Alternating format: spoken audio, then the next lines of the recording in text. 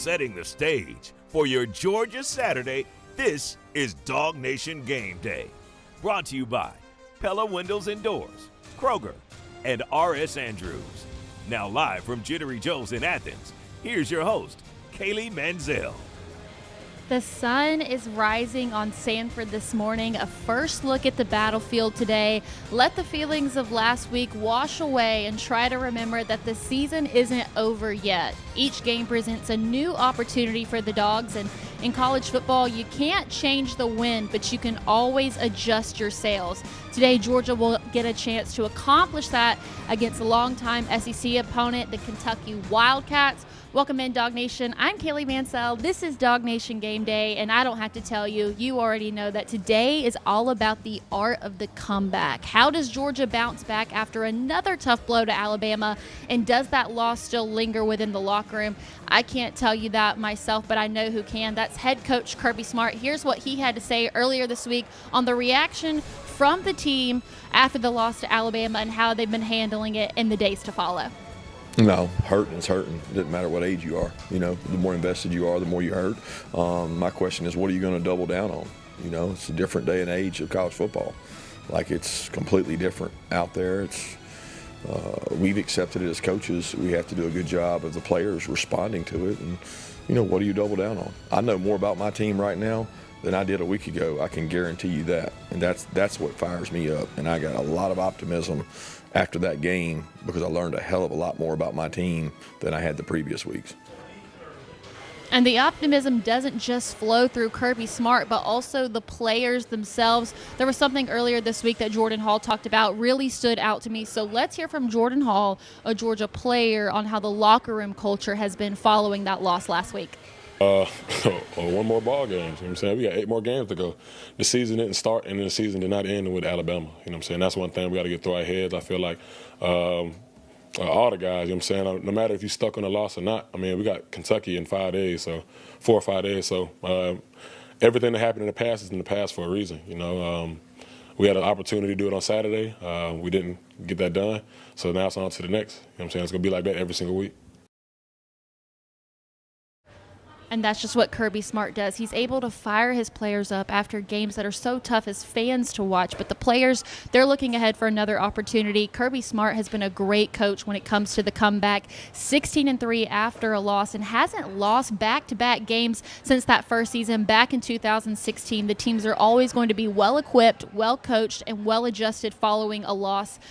But this Kentucky team may be the worst team in the SEC. So with what should be a win, how can DawgNation feel better about this team after today's game?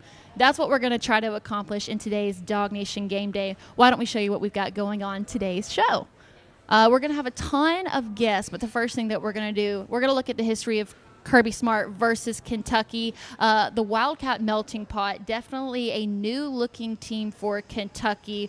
Why is that? Where are their players coming from? What's their strength? We'll bring in Rodrigo Blankenship for the second week in the row. He's going to help us set the tone for this game and what it's really like for the players after a tough loss. Then we'll do my Mansell's matchup. Today, it's all about the Georgia pass rush versus the Kentucky offensive line. This is one area where I do feel like Georgia can get better against a really weak opponent. Then, of course, we'll have Jeff Sentell. He's going to talk about who needs to build their confidence the most within this game. Is it a player? Is it a position group? Is it a morale situation? So we'll talk to Jeff about that. And then after that, we've got more coming up. We are going to talk to Connor Riley, who's going to be live from Sanford Stadium. Also is going to give us the final injury report coming out of today's game.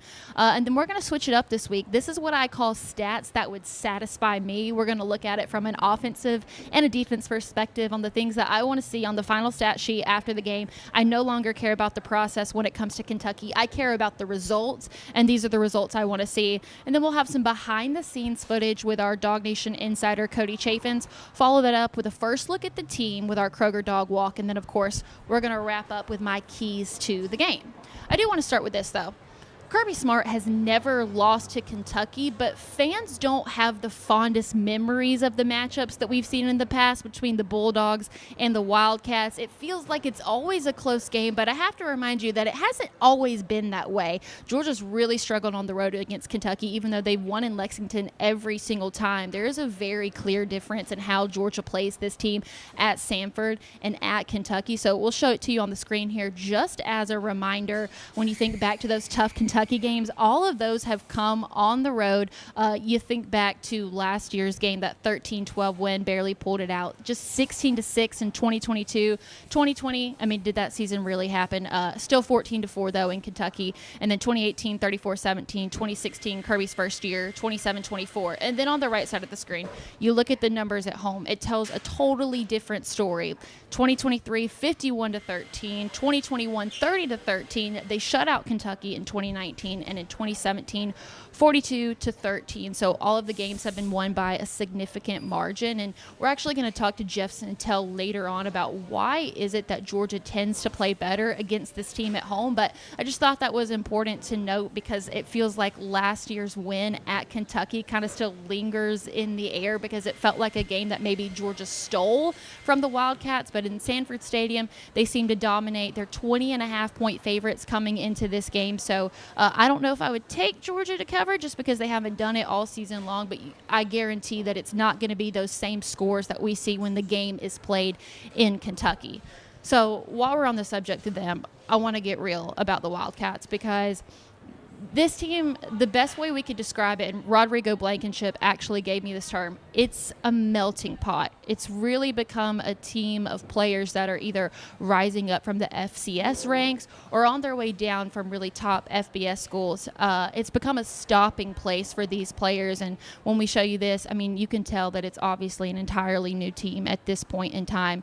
So many players from the transfer portal at this point. You see it there, 55 new players on this team, 27 of those coming from the portal. Now, Kentucky did have success with last year's portal. They ranked 10th in FBS for top portal pickups. And then you see there more than half their starters on this team also coming from the transfer portal. On the defensive side, 6 out of 11. On the offensive side, 9 out of 11. So even though Kentucky isn't really considered a premier program in the SEC, I feel like Mark Stoops has done a good job of keeping this Kentucky team respectable, especially when they were a part of the SEC East. But I think when it comes to the transfer portal, this has been a Kentucky team that it's hurt them more than it's helped them because players that have good seasons, they want to go play for bigger schools where they know that they can win more games. However, I do think it's important for us to also focus on the one thing that Kentucky does well. We'll get into the details of it here in just a moment, but Kirby Smart actually spoke about this on Monday, so I want you to hear Kirby Smart's perspective on what he expects to see from today's Kentucky team. Physical. Their backs are physical. I mean, every time we play them, their offensive line, they have a defensive head coach, Coach Stoops, that believes in running the ball, and they have really good run schemes, and they have really big physical guys, and their backs match their O-line in terms of size, both backs. Yeah, the running backs, clearly the strength for this Kentucky team. Two in particular that I want to focus on, both of them also coming from the transfer portal. They call this the 2-3 punch. The two backs you're going to see out there for Kentucky today, one's going to be Dante Dowdle, and then on the other side you're going to have Seth McGowan. You've got Seth McGowan right there on the left. So when it comes to McGowan, over 96 rushing yards per game, which is second in the SEC, 7 rushing touchdowns on the year, which is third in the SEC, but I think that clearly tells the story that anytime they get within the red zone, that's who they're giving the ball to. And then on the other side, you've got Dante, who currently has the longest run of the year in the SEC with 79 yards. It's obvious that Seth is the better back and is the go-to guy, but Dante does all of the dirty work for this Kentucky team. So I think it gives the Georgia defensive line a good chance to continue to improve them stopping the run. So even though this isn't necessarily a high-powered Kentucky offense, Georgia can still improve the defensive game by putting a stop to what I feel like is the best part of Kentucky's offense, which is their run game. So in a moment, we're going to hear from Rodrigo Blankenship on his thoughts for the game today, what he expects, how does Georgia accomplish the bounce back, and does this need to be a blowout win for the Dogs? But first, we want to remind you that here on DawgNation Game Day, we are always stationed at Jittery Joes in Athens for home games. And one thing that we've talked about before is when it comes to Jittery Joes, I always recommend downloading the app. So not only do you get a percentage off of your first drink, but you also get to skip the line, which today, if you were here with us, you could see that the line has been out the door this entire morning. It's a sleepy noon kickoff. People are definitely turning more towards the coffee than the usual beverages that you go for when it's a 3:30 or a 7:30 kickoff. So if you're in Athens, there's still time to come join us. If not, if you're coming to another home game later this season, we always start the show 2 hours before kickoff, but we're here even earlier than that. So stop by, come talk some ball with us, and enjoy the taste of a Jittery Joe's coffee. Just the first thing that I'm going to do as soon as I get out of here and head to the stadium. On top of that, they also have the incredible commemorative cans from the 2021 and 2022 national championship seasons. They have those here in store, and even if you can't get to the Athens area, there's tons of Jittery Joes all around the state. So see if there's one near you. I would recommend it because as someone who drinks a lot of coffee, this truly is my favorite. So you can visit jitteryjoes.com to find out more or download the app. And that way, when you come in person, you can get that percentage off, but also skip the line. All right, so now what we're going to do is bring in our good friend Rodrigo Blankenship, who at this point I would probably call a Georgia-Kentucky legend. Think back to that 2016 game where it came down to Rodrigo. He made the 25-yard field goal. Now, I don't know if there's a Georgia-Kentucky Hall of Fame, but if there was, you would be the first person I would nominate.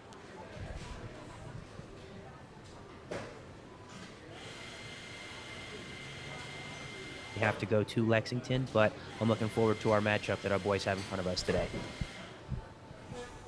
Yeah, and what we talked about off the top of the show, it's really the art of the bounce back today. And we got the chance to hear from Kirby and the players on what this week has been like for them. And, you know, obviously they're really media trained at this point, so I want to get a player's perspective on what's the locker room culture really like coming out of a loss. How long do you let it linger for, or is it immediately thinking about the next opponent?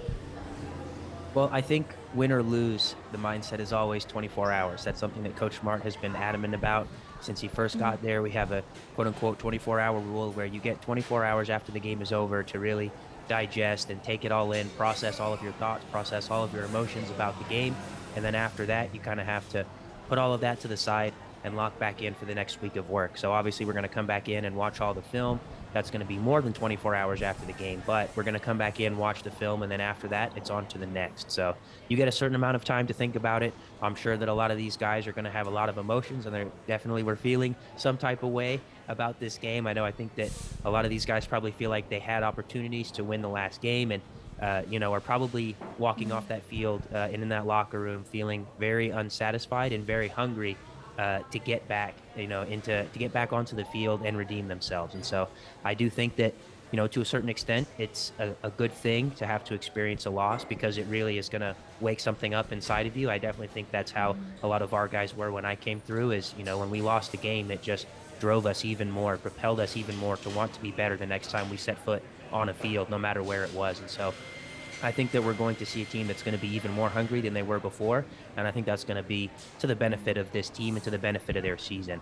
Obviously, it's never fun when you lose a game. We want to win every game that we step on the field for, but that's not always how it goes, especially when you've got incredible opponents like Alabama that you're going to see as many times as we've seen them in the Kirby Smart era. But I'm looking forward to how the boys are going to bounce back today, because if I know the culture that Coach Smart has built within this program, then, the loss is going to do a world of good for this team for this week and for the rest of the season. It's funny that you say that about the 24-hour rule. I know that it's effective because my sister and I used to have the same rule about breakups. You get 24 hours to be sad, and then you got to move on and start thinking about the next thing. You mentioned Coach Kirby Smart, and I feel like one thing that he does really well, and we know this because of leaked locker room speeches, is his ability to connect with the players. And I know that we've talked about this is a very different team, so maybe the coaching style and the coaching method has changed with the team. But how does Kirby Smart navigate a loss and just continuing to keep the team on track and making sure they don't get too down or too high? Yeah, I think that his process is to treat every game the same way as best as possible. Obviously, when you come off of a win, you're going to be feeling good.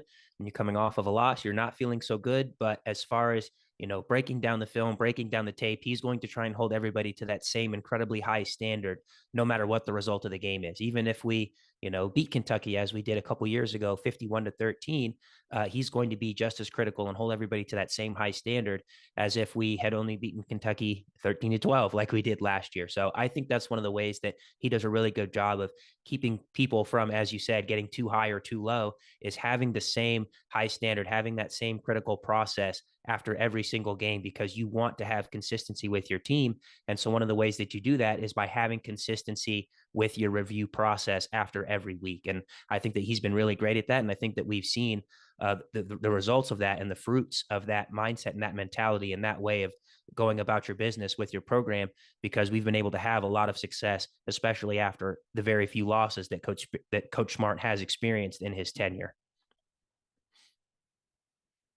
Very obvious the level of respect that Kirby Smart has for Mark Stoops, two of the veteran coaches within the SEC. And I feel like every time this game rolls around, Kirby Smart continues to emphasize the physicality of Kentucky, even when maybe the record doesn't show it, especially the record at home. Georgia's dominated that. But thinking back to your playing days, what was it about Kentucky that made playing them so difficult?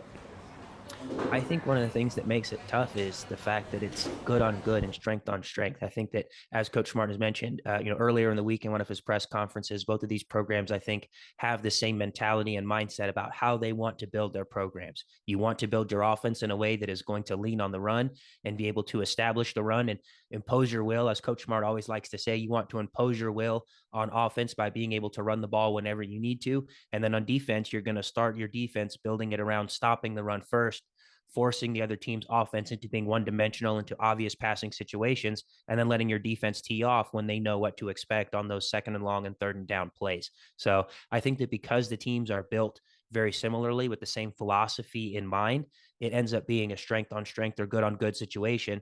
And even though Kentucky may not be a premier program at this point in time this season, they're still an SEC team. They still do an incredible job of recruiting and getting very high caliber athletes into their program. So when you have when you have high quality athletes on your team, you're still going to be able to, put up a good fight when you play in the SEC every single week. So that's really what I think makes this team so tough, is the fact that we're built so similarly and have such similar values when building out our teams.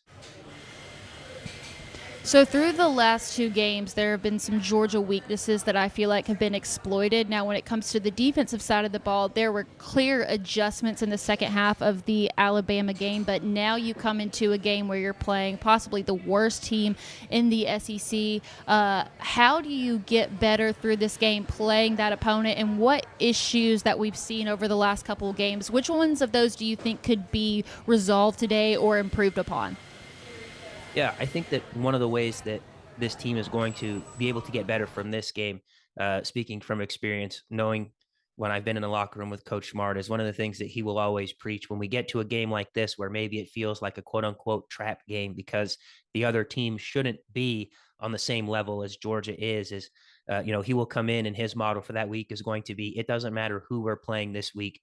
It's us versus us. It's University of Georgia versus the University of Georgia. And we have to hold ourselves to the standard that this organization and this university holds itself to with how this football team is going to play. And if we hold ourselves to an extremely high standard that we know we're capable of playing at, it doesn't matter what the opponent is on the other sideline. We're going to be happy with the results. And so I'm sure that that is the message that Coach Smart has been preaching to this team this entire week. Is it doesn't matter that we're playing Kentucky. It doesn't matter what their record is.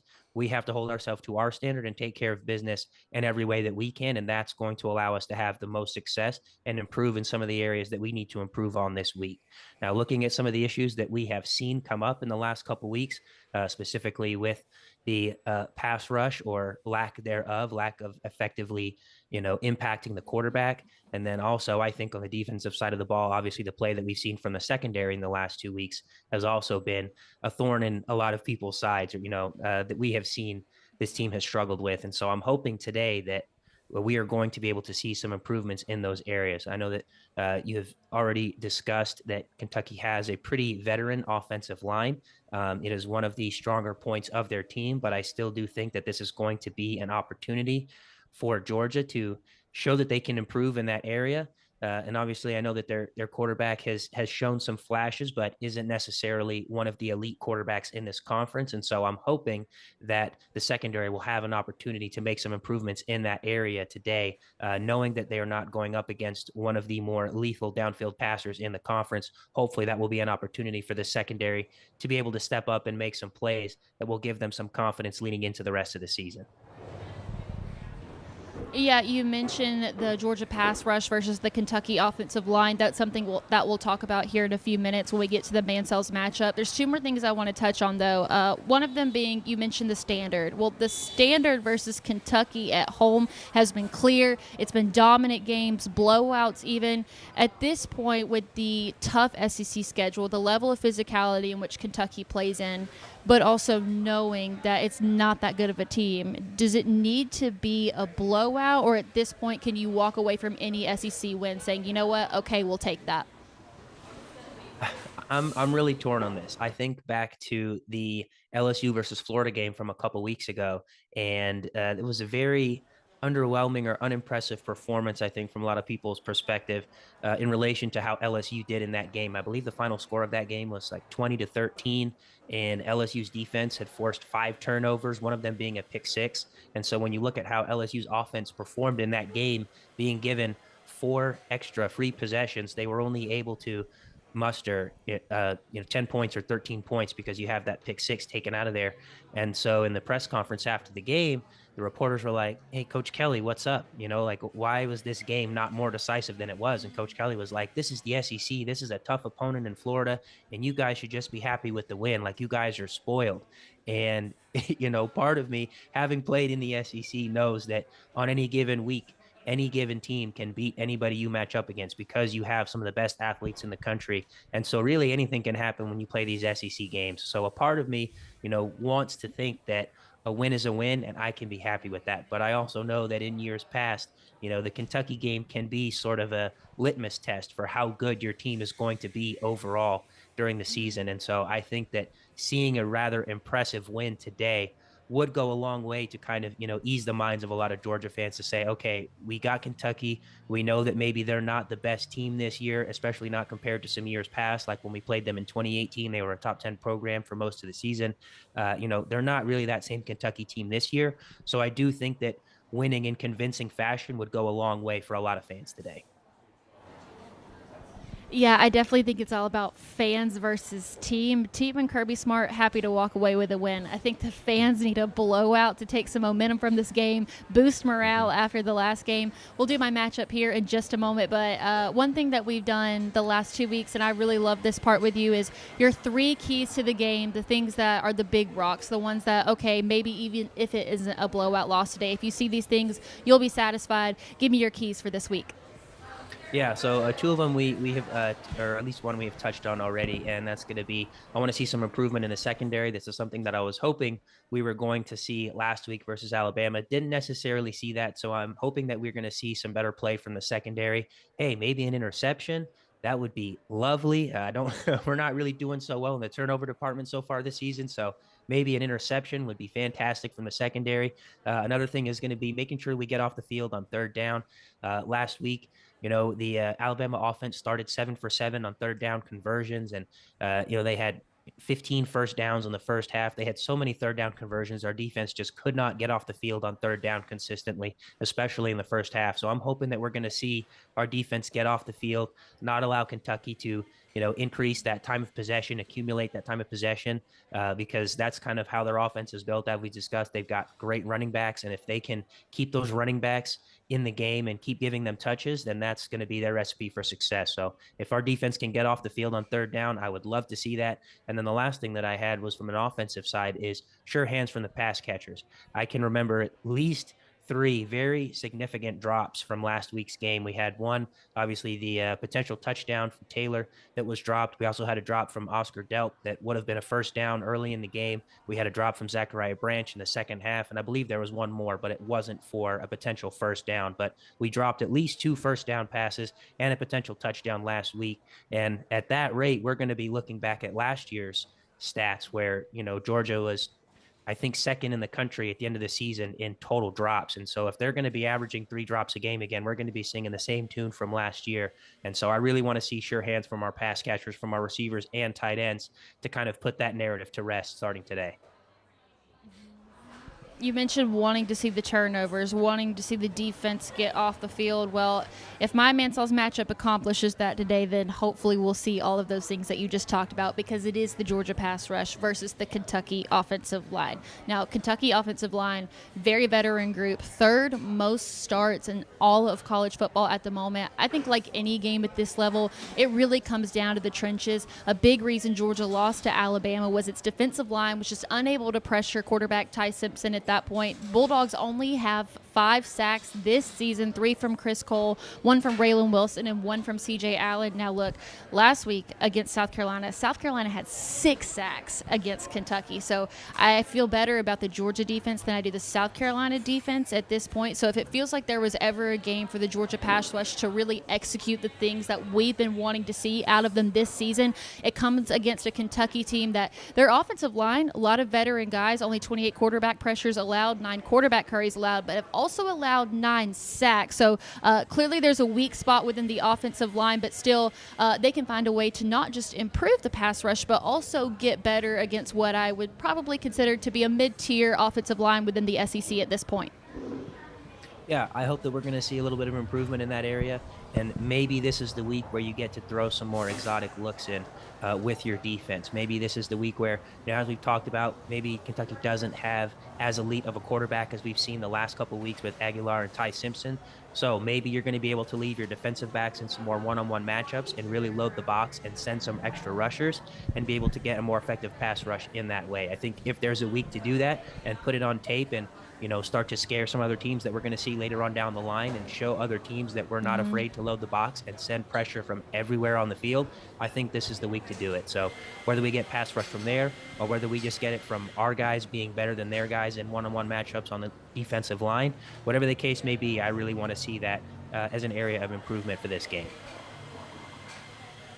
So here's what we're going to do. Rodrigo, we're going to say goodbye to you. Thank you so much for joining us, and we'll see you after the game for the DawgNation postgame at the bookstore with Brandon Adams. Hopefully be able to go through those keys you talked about earlier and say, you know what, if Georgia did 2 out of 3 of these things, I would be okay with that. So we'll see you for postgame.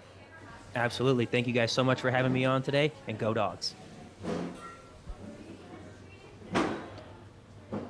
All right, so now what we're going to do is we're going to hear from Jeff Sentell. I had the chance to sit down with him earlier this week. We talked about who the most important visitor for today's game was, and also, too, out of this entire Georgia team, player or position group, who needs the confidence the most? This is Sentell's Intel. So now we bring in our good friend Jeff Sentell for Sentell's Intel. You're going from a week where there's so many important key visitors for a night game in Sanford Stadium to now hosting Kentucky at home at noon. Is there any visitor coming this weekend that's worth it to just note their presence? I think it's interesting that Jared Curtis plans to be back, and you're going to be like, oh, well, no kidding. But 12 o'clock, coming from Nashville, got a game on Friday night. He meant what he said when he said he's going to try to be at every home game this year. And you would think there's a lot of, hey, it's noon. I'm in Nashville. It's Kentucky. I think it means something to Jared just to be around the program. He told me earlier this summer that he wanted to watch Georgia a lot, watch more of their games so he'd be familiar with the roster and what's going on. And I think being around the guys that he's going to play with, trying to build that bond, I think that's important to him. So one of the things that we showed off the top of DawgNation Game Day was Kirby Smart versus Kentucky at Kentucky and Kirby Smart versus Kentucky at home. There's a very clear difference between the two. What do you think it is about playing this game in Sanford Stadium that just has given Georgia that extra boost in the Kirby Smart era? Yeah, it's funny. You go back even beyond the Kirby Smart era. Like, so you go like the last 12 years, and you look at every time that Georgia has hosted Kentucky in Sanford, listen, I'm not this point spread sports entertainment wagering enthusiast that some of our go with the flow panel are, but the number this week is 20.5. I looked that up in the series history, and Georgia has covered the 20.5 in 5 out of the last 6 home games. Of course, a couple of those were when they had a ton of players in the golden era, 21, 2022. But I think, Kaylee, I'm just going to keep this real. I don't know if there's more than 2 players, 3 players on Kentucky's roster, perhaps besides the transfer portal, that Georgia really wanted or Georgia went after or really considered.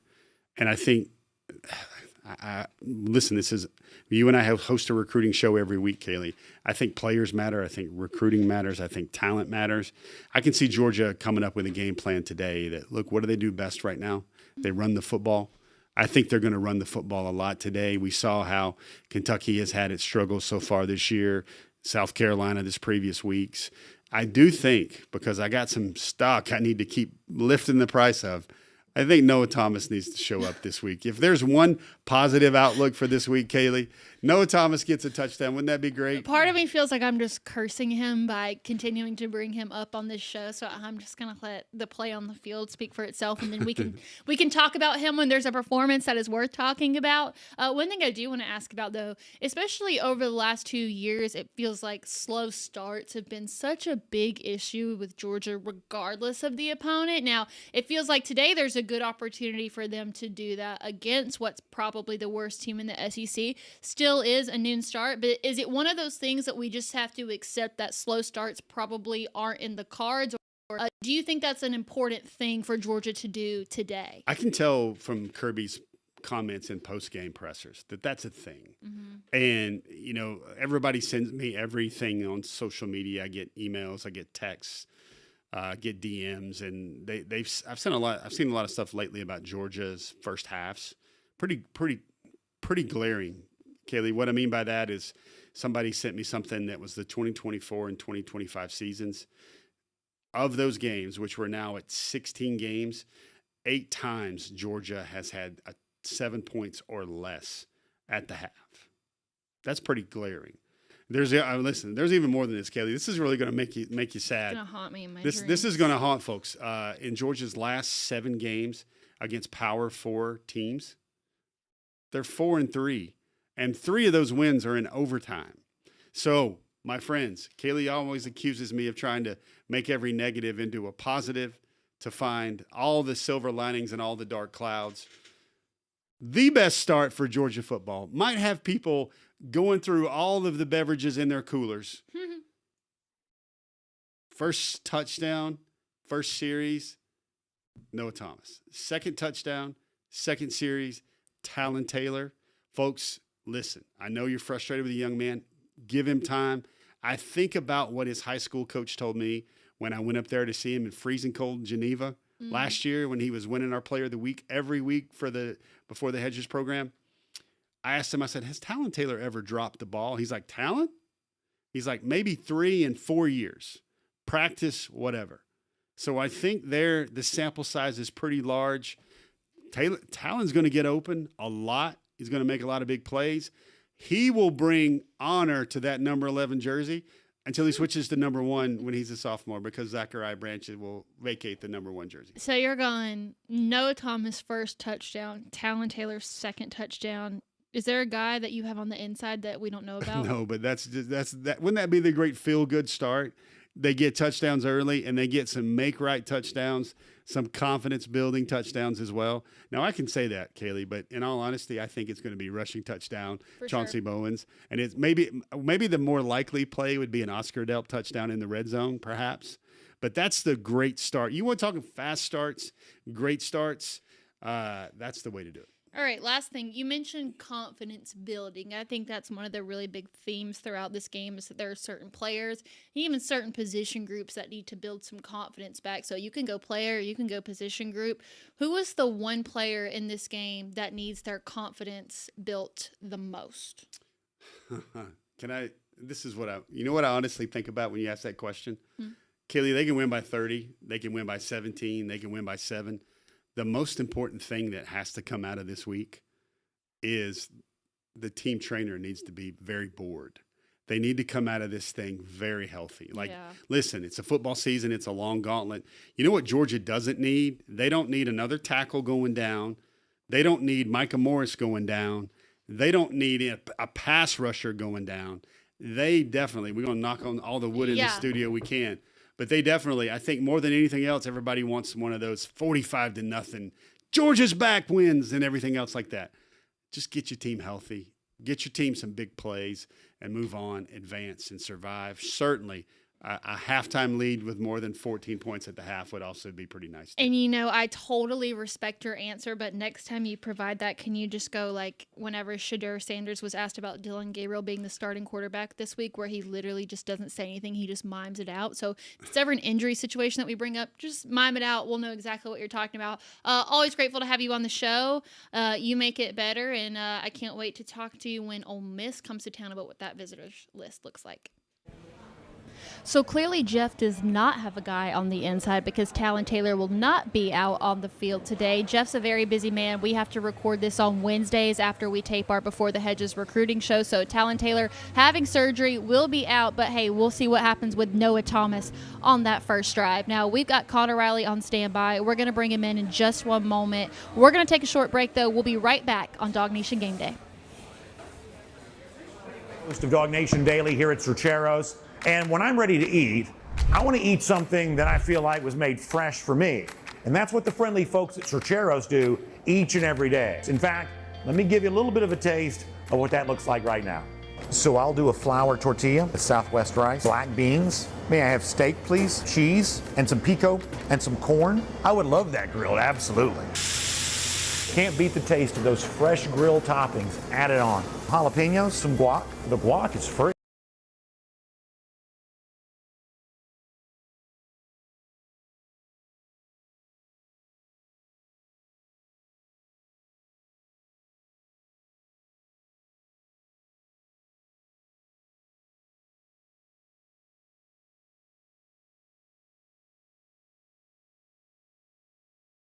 Windows and doors just right for you. Schedule your free in-home, no-pressure consultation. Get product samples, installation options, and a free quote. Log on to PellaGA.com and visit our new Experience Center in Duluth. Tell them Brandon Adams sent you.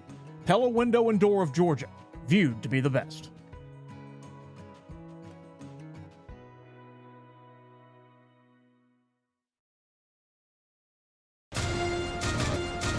This is DawgNation Game Day, brought to you by Pella Windows and Doors, Kroger, R.S. Andrews, and Jittery Joe's Coffee. All right, so now what we'll do is we're going to welcome in our guy on the inside. He is literally in the inside of Sanford Stadium right now. That's our very own Connor Riley. Now, two very different games from week to week. It's a noon kickoff today against Kentucky. Is there any way that Sanford can still replicate that electric atmosphere, even with a totally different opponent and a different start time? No, I'm going to be very curious to see what the atmosphere is like here today, Kaylee. Just walking around campus a little bit. Look, it's an early start. I get that. I'm very curious to sort of see what the atmosphere is like with Kirby. Wasn't exactly thrilled with what he saw against Marshall early in the season. You think this team coming off a loss to Alabama last week. This time last year when they were coming off that loss to Alabama, they returned home to play an Auburn team that, again, admittedly wasn't great, had some early season losses, but that was a big rivalry game. And he wasn't thrilled that day with the fan atmosphere. So I'm very curious to sort of see what this atmosphere is going to be like. I don't expect it to be nearly as raucous as last week was, but I also don't expect us to hear the All Quiet on the Western Front sound 14,000 times either. Oh my God, that would be like the highlight of my day if we didn't hear that again. Now, we just talked about Talon Taylor, the injury. He's going to be out for a while, but now that the injury report has come out, is there any injuries on either the Kentucky side or even the Georgia side that stand out? I think I'm interested in seeing what Kentucky does with Zach Calzada. The quarterbacks have been pretty poor this season, but Calzada has not played since week 2. He is healthy this week. I'll be interested in seeing what they do and what they get from the quarterback position. Kentucky last year, Brock Vandagriff didn't play very well in this game, but they found a way to keep it short, keep it close, and have a chance to steal it at the end. And Georgia, I think, was fortunate that they did not, in fact, end up doing so. So from the Georgia side of the thing, obviously you hate it for Talon Taylor. It sounds like a collarbone injury that he's going to miss some time with. No Ernest Green today. I'll be curious to see if maybe they start Juan Gaston at right tackle. You think he's getting a little bit healthier. He was out there in those big moments. He outsnapped Bo Hewley last week. So I'm very curious to sort of see what we see from Juan Gaston today. So we really haven't had the chance to talk about Gunnar Stockton at this point in the show. So I really want to ask you, what do you feel like it's important to get out of him today? Would you like to see him more on the ground because that was something that felt really absent from last week's game? Or do you want to see him continue to try and go for the downfield passes? Because that's something that we saw a lot at the Tennessee game, but haven't seen it much since. So what's the most important thing for Gunnar to do in today's game to progress himself? Yeah, I think this is a game I want to see Gunnar shine with his arm. This shouldn't be a game where you need to use Gunnar's legs to move the ball and to find success in short areas. You should be able to out-talent a Kentucky team that has been pretty poor this season. There's been a lot of talk this week about Gunnar's inability against zone coverage.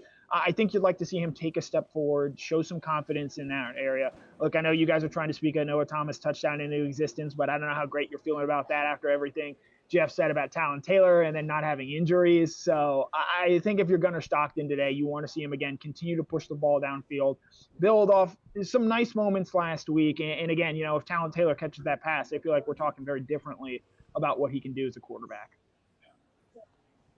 Noah Thomas slander will not be tolerated on this show. We're not going to talk about him that much, but we also won't accept the slander. Now, somebody that has been slandered a lot over the last 2 weeks is the Georgia defense. Following that Alabama game, now 12th in the conference for points allowed, 7th in rush defense, 13th in pass defense, 12th in yards allowed, all within the SEC. But it feels like there are some talented players on this Georgia defense. So is the stats that I just read you, is that a reflection of the talent, or does that speak more to the level of competition and the high-powered offenses they've played to this point? I think it speaks to the lack of execution we've seen with this Georgia defense, where I believe in the talent, I believe in the players they have out there. And look, like Tennessee and Alabama, I think have two of the better offenses in the SEC, so I will acknowledge that. And they did some good things against Alabama, but they just were not able to get off the field. And we know when we heard this week about the importance of third down, about Georgia being able to get after the passer more and just simply get off the field. So if Georgia's able to do that this week, I think these numbers are going to come down a little bit. I mean, the next 2 weeks, Georgia plays Kentucky and Auburn. Those might be the two worst offensive teams in the SEC, so they'll get some balance to their statistics. But at the end of the day, you want to see them execute. You want to see them get off the field, maybe get a sack or two. I mean, we just know at this point in time, I don't think this team has a very good pass rush. And so getting off the field on third down, forcing third down, stopping the run in that regard, I think is going to be key. One of my favorite parts about working with you is that you'll always take what I give you, most of the time anyway, but it's rare that you ever request to talk about something. You have a stat of the day you would like to provide us. I'm really curious to hear what your stat of the day is. Is it going to ruin my day? No, I don't think so. I did some digging, and obviously, big day yesterday. The Life of a Showgirl comes out. Georgia, the game after a Taylor Swift album is released, is only 7-4. Now, a lot of those losses stem from the Mark Richt era, and that game, and that her album cycles always sort of came around the Florida game. A lot of those losses come from that. Kirby Smart, when Taylor Swift releases an album, 5-1 in the game after the one loss 2017 at Auburn. They have won 5 straight games after a Taylor Swift album. So I think that bodes well for Georgia today as they take on Kentucky at home. And that is your stat of the day. Yeah, I like that, especially considering I saw a graphic yesterday that Purdue has never won a matchup after Taylor Swift has released an album. So not great, but it just goes to show that it could always be worse. Last question. Now that we're kind of starting to hit that midway point through the season, do you feel like you have a grasp on who the best player is on this Georgia team? And if so, who is it? I think the best player on this Georgia team that we have seen thus far is probably Zachariah Branch. You can maybe make a case there for Colby Young. And it's so fascinating where a season ago we were talking so much about the wide receiver position and what Georgia wasn't able to get out of it. And this year they've answered that. They addressed those questions and concerns. I think it's a real strength of this team. And now it seems like you have more issues pop up. I can't really comfortably say anyone defensively. KJ Bolden, I think, has played well individually, but the secondary as a whole has really struggled. And there's nobody in the front seven or on the offensive line that I think has been extremely standout on a week-in, week-out basis. So I'm going to say Zachariah Branch with Colby Young getting an honorable mention. All right, Connor, we thank you so much, and I'll see you here shortly. Yep. Okay, in a minute, I'm going to give you some stats of the day, but everybody in the YouTube comments, calm down. It's a fun stat, and especially looking at how poorly other teams have competed after the album release, it's just fun. It's honestly better than the stat that Jeff gave us, because that one was just downright depressing. So at least this one was a feel-good story. I'm going to give my own stats of the day, but we're going to do it a little bit differently. These are the stats I want to see at the end of the game. Kirby really emphasizes the process over results. I don't care about that today. It's Kentucky. I want to see the results at the end of the game, so we're going to do it from the offensive and defensive perspective, starting with the offensive side of the ball. These are the stats that I want to see after the game has ended. First off, no turnovers. Gunner has yet to throw an interception this season. Don't do it to a bad Kentucky pass defense. Also, no fumbles. Oh my gosh, can't stress that enough. Self-explanatory. I would like to see at least 6 explosive passes for Gunner. Now, that's 15 yards or more. He only had 3 against Alabama compared to 8 against Tennessee. I really just want to see him take more shots downfield and see him build that confidence, because I feel like there was a lot of opportunities where he could have done it against the Crimson Tide but chose to go with the safe option instead. I agree with Connor. So far, best player on this team, without a doubt, is Zachariah Branch. I want to see him get 7 touches. It would be the most touches that he's had this season. He's the best player. Feed him the ball. And then also, I would love to see 75-plus rushing yards for Chauncey Bowens. I want to see the consistency from him, not that he's a one-hit wonder. He had 119 yards against Alabama. 75 is enough for me to say, okay, I'm okay with him being running back 1, but just want to see 2 back-to-back performances to know that you've got a consistent back in Chauncey Bowens. Now we're going to talk about the defense. At least 3 sacks, minimum 3 sacks. If South Carolina can sack Kentucky 6 times, then Georgia should be able to do far more than that today. They had a season-high 2 sacks against Austin Peay. I just want to see them get above that number. Also, scoreless first quarter. No explanation needed. Hold Kentucky to less than 140 rushing yards. The Georgia run defense is averaging 91 yards per game. Kentucky's rush is averaging 188 yards a game. Let's just meet in the middle on this. I'm cool with anything less than 140. And I think Rodrigo mentioned this off the top. This is, probably the one that's a little bit far out there. I'm reaching for the stars here. I would love to see a defensive touchdown. The last time a Georgia defensive player had a touchdown in a game was the guy right there, Chris Cole, with the scoop and score versus UMass. Not a single one all year. I just want to see someone on the defense at this point make a play. Now, I don't care if it's an interception. I don't care if it's a scoop and score. A defensive touchdown today, I'm going to walk away from Athens with a big smile on my face. So for me, that's the stats that would satisfy. I would love to know your thoughts on that. But we got to keep it moving. So what we're going to do now, we're going to go back to the studio. I had the chance to talk to Cody Chaffins earlier this week. We had some behind-the-scenes footage from the Alabama game as well as the Kentucky game last year. So we'll go ahead and get it started with Boots on the Ground.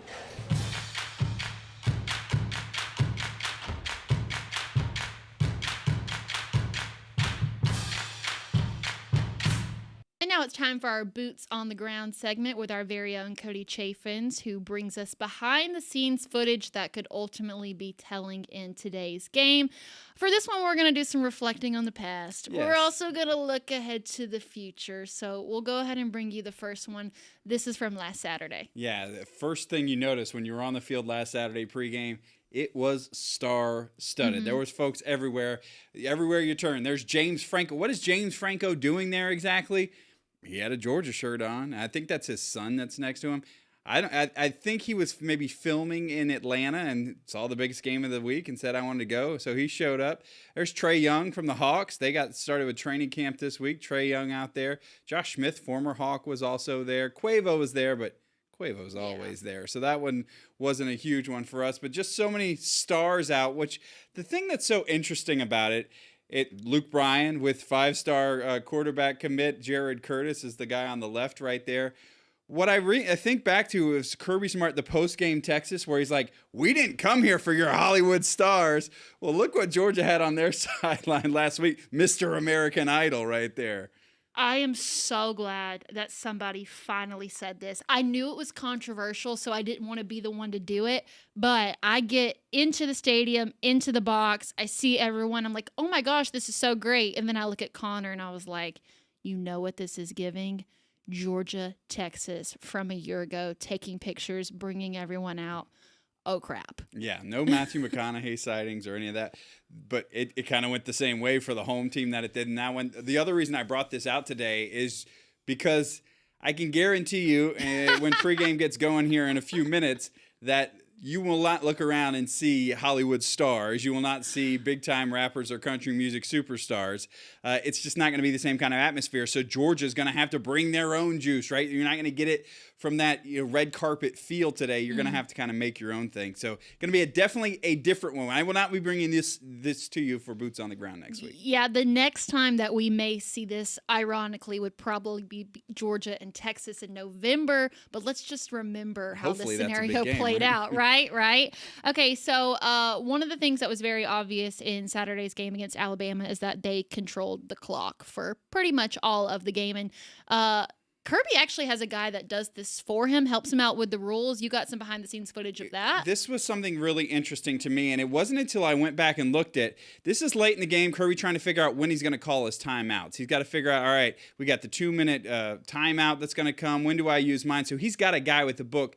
And a lot of times you will hear somebody say, hey, you got to go by the book. Or what's the book say? Yeah. They literally have a book. And when we paused it, it is by a company called Championship Analytics. This is the kind of stuff that's in the book. It's not just when to take your timeouts. This is the stuff like when everybody was, asking, do you go for it on 4th down? Do you not? So they have all of these different kind of graphs in there where you can look. All right, time remaining 5 minutes. You're down 7. It's how many, what down or 4th down and how many yards to go. This is when you go. This is when you kick the field goal. This is when you punt based on where you are. So it's really interesting. A lot of these decisions now, Kirby says, what's the book say? Or you watch ESPN and it'll say, such and such percent, you got to go for it right here. So Kirby Smart has a guy on the sideline, and it's not a computer. It's nerdy stuff, but it's not a computer. It's literally a binder from this company called Championship Analytics. Now, he's not the only one using it. Lane Kiffin has famously talked about this throughout. NFL teams are using these books now. So when everybody's saying, what do the analytics say? There's a guy with a binder on the sideline that says, Kirby, it is you are down 7. It is 4th down and 1. You are going to go for it with 5 minutes left. And so that's how he gets all those numbers. He's got the guy walking around on the side. And so it's one of those things that was really interesting to me to see. Kirby is getting a lot of help from a lot of folks giving him what the numbers say. Coach still has a chance to say, no, I got a feeling. My gut says do this or do that. But that was one of the things that maybe you don't see on the TV broadcast when you're down there. I kind of looked in, I zoomed in, I said, Championship Analytics, let me look them up. Apparently work with hundreds of football teams from the NFL down to high school. Yeah, I think that this is just really insightful in general because this is typically a part of the game that we don't talk about very often because clock management never gets brought up unless you're doing it wrong. Right. But also, how do you become the guy that has the job of holding the book? Because that's a lot of pressure. Like, how do you get into that? You better be able to be found at the right moment, Yeah. right? Like sometimes you'll see like the special teams, there's not a guy out there and they have to run him on and coach is mad on the sideline. You bet if you're the guy with the book, you better be right on Kirby's hip. And it's got to be somebody he trusts as well. You make sure you're on the right page because you've got all of those different things. But I thought that was fascinating when I caught that on camera last All right, week. so now we'll do something that's a little bit more applicable to today's game, and it's no secret that Kirby Smart, Mark Stoops, they're friends. Mark Stoops has been in the SEC since what feels like the dawn of times now, and I think maybe there's some concern that Kirby won't run it up because that's his guy. Right, and Kirby doesn't want to get him fired. It was funny at his press conference this week. Kaylee, you were there. He was kind of grumpy. He was kind of Kirby. Somebody mentioned Mark Stoops, and boy, he was the happiest guy out there. He couldn't talk enough about Mark Stoops. He said how much he loves this guy. We both had coaches for dads, and we were both defensive coordinators, and now we're the head men in the SEC. He talked about the overlap that these guys have. Every time these two teams get together, which has been a lot, obviously played every year for a long time in the SEC East, they're having these conversations. So this was pregame in Lexington last year, a little boots on the ground footage I have. These guys just chopping it up. Sometimes Kirby he'll shake the hand of the other coach. Maybe you'll get a conversation, maybe not. But these two guys spent a lot of time together. Kirby has immense respect for Mark Stoops, and it does make you wonder when we are getting a handshake at the end of the game. Kirby don't want to say, I ran it up on you, old friend. I got you fired today. So it is one of those things that makes you wonder. Kirby always has a ton of respect for Mark Stoops and the physicality he says their teams always have. So Is it going to be another 13-12 type of game here, or will we get Kirby and this Georgia offense maybe spreading their wings a little bit? Yeah, I mean, and just watching the video, you can see the level of respect that's there. I would say it's mutual, and it's not like a Kirby's relationship with Lane Kiffin where, yeah, like they're boys and they're friends. Like clearly this is somebody that he looks up to, and even though Mark Stoops hasn't had the numbers at Kentucky, there's something to be valued in someone with so much veteran experience. But I also can't help but wonder, when is Mark Stoops, like, when does his shot clock end? Like, when does he stop getting chances? It is ticking down. It is a matter of time. He is currently the dean of SEC coaches, been there the longest. Kirby will be the dean, I can imagine, by the end of this year, especially when you see a team like Mississippi State, like, playing up a little bit, having a good year. Mark Stoops has had those years at Kentucky, but I think everybody's ready for a change there. It seems like he's kind of over it as well. All right, so Cody, as always, thank you so much for joining DawgNation Game Day. And for more Boots on the Ground, you can check out On the Beat every Monday night, 7 o'clock, with Cody Chaffins and Mike Griffith. All right, we've kept you guys waiting long enough. I know this is one of your favorite parts. Let's go ahead and get a look at today's team with the Kroger Dog Walk. Hello, Dawg Nation. I'm Brandon Adams. Welcome into Kroger's coverage of the Dog Walk. It's a gorgeous day here in Athens, and George is arriving for Kentucky and homecoming. And the first Georgia player we're going to see making his way in here, that's going to be tight end Oscar Delp. Followed behind him there, that's London Humphreys, the wide receiver. You're going to see Jordan Hall making his way in, Dalen Everett, Monroe Freeling, C.J. Allen. Dogs filing in here with big intentions, looking for that bounce-back game against Kentucky. Christian Miller is coming by. Georgia getting ready for the Kentucky Wildcats. As I said before, it's an absolutely gorgeous day here in Athens. Folks excited about seeing the Dogs back at it today. Far side over here working the rope line. There's running back Cass Jones, quarterback Gunnar Stockton. Stockton taking some time to greet the fans. You can continue to see Georgia rolling through here. Drew Bobo coming by. Outside linebackers coach Chidera Yuzo Deribe. Georgia getting ready for Kentucky. Noon start here. Obviously a very different atmosphere than what you had last week for the night game. There's KJ Bolden making his way in. Michael Weenie coming by. Ryan Puglisi, the backup quarterback, made his way through just a moment ago.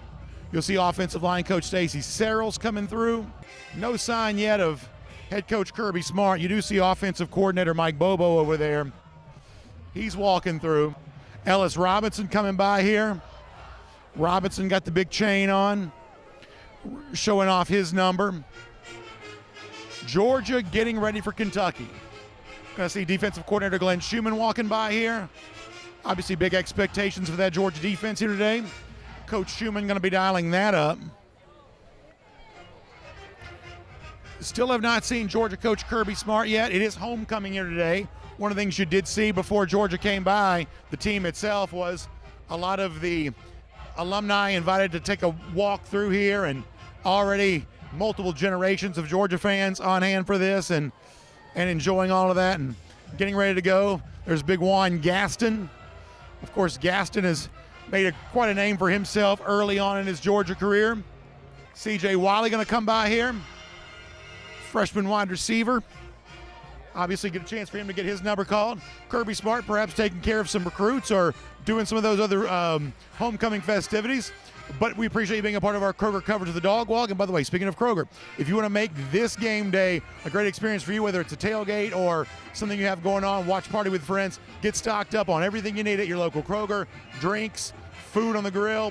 Also, if you want more time and convenience to enjoy the things you love, how about becoming a Kroger Boost member? That's the best way to get the most out of your game day experience. Check out more online at Kroger.com/boost. That's our coverage of the Dog Walk. Kaylee Mansell, we'll send it back to you. Back on the call. and to see him in the post-game show that'll take place after the game. Now, while that was going on, I had a second to look at the date and realize that it's October 4th, and it's just a reminder of how fast the season is flying by. One of those big games that's going to be here before we know it is clean, old-fashioned hate this year taking place at Mercedes-Benz Stadium. Now, when we think about Georgia at Mercedes-Benz Stadium, it typically feels like a home atmosphere, but with it being two in-state teams, definitely going to see a lot more Georgia Tech fans. It's not too late to get your tickets. You can go to mercedes-benzstadium.com/events to purchase tickets for the game. Remember, it's the Friday after Thanksgiving. You get a whole Saturday to yourself, so come celebrate with us at Mercedes-Benz Stadium and pick up your tickets for Georgia and Georgia Tech this year. All right, so as we begin to wrap up, you know what that means. It's Kaylee's Keys.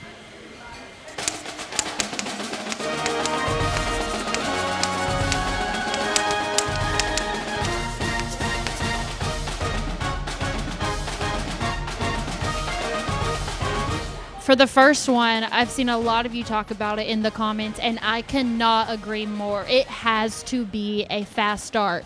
Number one, to know that Georgia's capable of executing a fast start at this point. It hasn't just been this season. Really, over the course of the last 3 years, slow starts have been an issue. I want to know that they're capable of executing a fast start, and of course that starts with Gunnar Stockton. We've actually got some footage of him warming up before the game, so he'll be a really big part of that, along with the play calling from the offensive coordinator Mike Bobo. But it's really not just about the offense. It also comes with the defense too. Find and establish that defensive rhythm. We haven't seen it in the last two games. No more 8-minute drives in the first quarter. And, I mean, obviously, based on last week's result, better execution on the third down. So fast start doesn't always apply to just the offense, but the defense as well.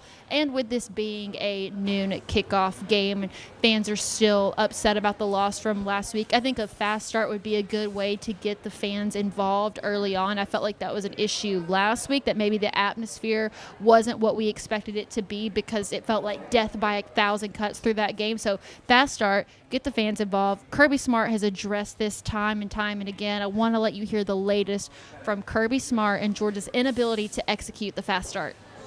Do you want to start fast? Absolutely. Do you want to start with a 3 and out on defense? Hell yeah. Do you want to start with a 3 and out on offense? Hell no. But, like, it is what it is. Like, how do you do it better? Maybe we change something up. Maybe we do something different. I mean, but at the end of the day, I'm very confident in who we are. Like the week before on offense, we drove down and scored. You know, the 2 weeks prior on defense, it was bang, bang, bang, out, out, out. We didn't even play 50 snaps. You know, our opponents weren't great, but we've done it both ways. So I don't get caught up in that. I get caught up in process over results. I feel like Kirby Smart is pretty good at telling us how it is most of the time. I feel like this is probably one of the rare instances where I call BS on his feelings towards this. This is a big frustration from the fans. I imagine that it's a frustration from the inside as well, because there is a level of preparation in which you can do before the game to be able to have a successful first drive. Georgia hasn't done it this far, so I think that Kirby is downplaying this because he knows that the fans are frustrated with it, but I imagine that this is something that the team is really trying to accomplish. If there's going to be a team that they can do it against, it's Kentucky. So give me the fast start for my first key. Second one, similar to last week, but just for a few different reasons. I would love to see them win the ground game again. Number one, just for the purpose of consistency and momentum. Even though it was a loss last week, I felt like the run game gave us a glimpse of what Georgia football used to be. I want to see that they can do that again, and in return, they can also prove that they can beat Kentucky at their own game. Bottom point, I mean, there's so many more capable backs this year than there were last year. It was essentially just Etienne and Nate Frazier, but this year they've got a room full of guys that have different strengths. They can use that to their advantage. Actually wouldn't mind seeing more carries for Dwight Phillips Jr. today. Really shined in those early games. Hasn't really been able to do that in the last two just because he hasn't had as many carries. So use the running back room that you've got. Win the ground game today. Continue that momentum coming off of last week's loss. So those are my keys to the game. We're getting closer and closer to kickoff, so it's time to start getting excited and to remember that last week's loss no longer matters. What matters moving forward is focusing on the task at hand, which is something that this Georgia team understands. Hurting is hurting. The more invested you are, the more you hurt. gotta look myself in the mirror again and execute. We had an opportunity to do it on Saturday. We didn't get that done. And we just got to keep sharp, come together close as a team, we'll look ourselves in the mirror. Everyone knows what needs to be worked on from themselves and as a team standpoint. To have the hunger mentality, we got to come back better. You can't be mad about the past, you know what I'm saying? And we just use that as fuel, you know what I'm saying? We had an opportunity to do something, we didn't do it. We didn't. So there's nobody that we can't point the finger at nobody. We got to look ourselves in the mirror and be prepared for the next moment. I felt like nobody quit. It's the biggest thing. I feel like that's our team. That's what you want in the locker room. Move on. It's a long season. We got plenty of games ahead of us, so you can't dwell too much. We'll learn from those mistakes. When people hurt, you usually get a better response, right? You get a better mechanism of buy-in or doubling down on something of knowing who I am and knowing what I've got to work on. So that part excites me. If I could play right now, I would.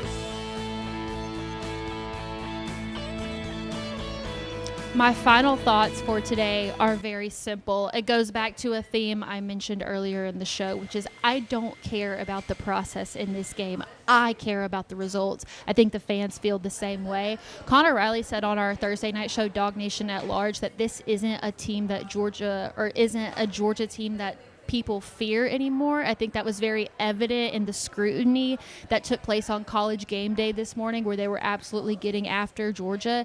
Today, I want people to be afraid of this Georgia team and know that there is still a level of excellence and that the standard is still the standard. No mercy. I want to see the blowout. No more excuses at this point. This is the last truly easy game that Georgia has until they face Charlotte in late November. So I don't care about the process anymore. I want to see the results on the field. Know that all the money that Georgia's spending on this roster is going to get that return on investment. So double down today.